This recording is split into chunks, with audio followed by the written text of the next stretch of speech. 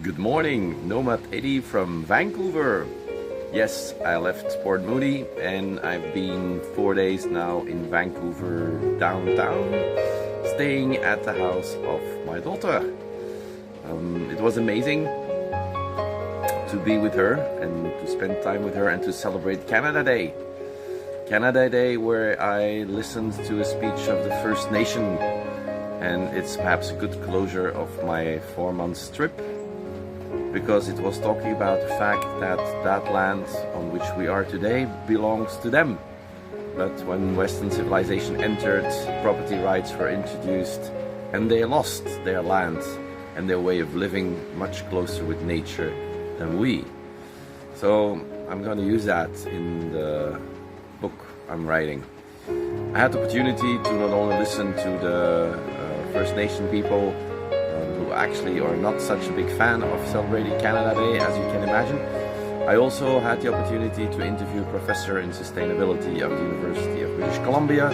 I visited the David Suzuki's office. I'm a big fan of Seven Suzuki, who did one of the great speeches in Rio in 1993. And I listened to an open air concert, enjoyed kayaking and being and spending time with my daughter.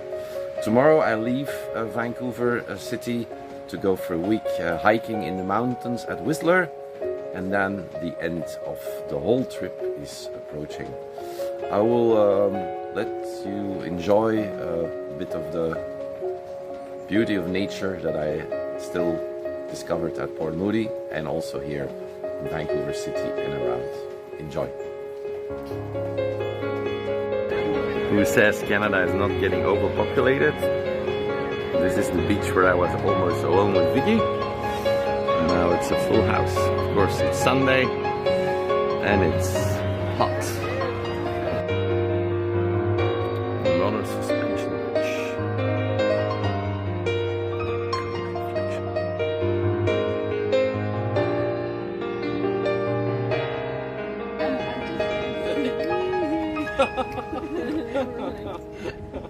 Okay, so what we're gonna do is we're gonna walk to the other side, to the island. And I think Vicky is already somewhere over there. And our friends are following. And then we're gonna have a visit of White Cliff. Okay, so we're trying to get to the other side. We have Moses with us. Because it's like, yeah, the road is gone. Ta-da! Vicky's showing me around in... where are we now? Studios. In the middle of Vancouver. We're in a forest. Just to touch on the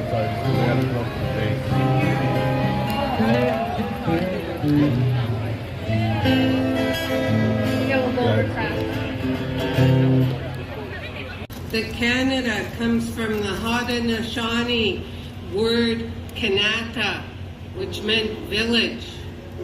And I just share that because it's a name that should be taken back in the right form of the language of the people that it comes from. And we need to reflect, and I thank everyone who's wearing orange because we've gone through colonization. Reflecting on the relationship we have. Colonization, Indian residential schools, red being put onto reserves, the Indian Act, and all of that we've gone through. And 1 year ago today, the discovery of 215 children in the Kamloops Indian Residential School. I'm wearing my cousin's other son's t-shirt that has 215, every child matters. And we need to remember that. And all the others that were found afterwards that are in the thousands now.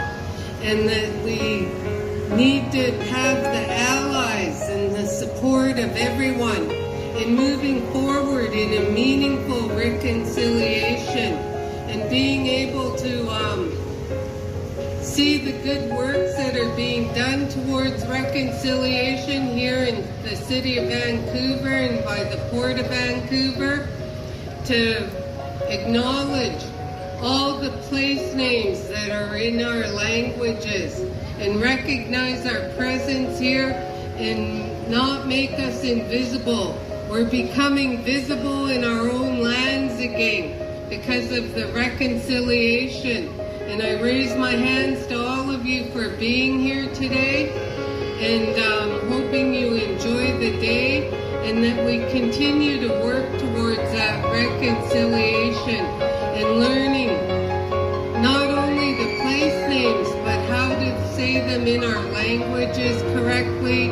We see the universities and academia allowing our languages to be taught in the universities. We see our schools moving towards our own jurisdiction and having language, culture, and tradition that was forbidden in the 1800s, early 1900s, being revived and being shared, as our ancestors said. Share who we...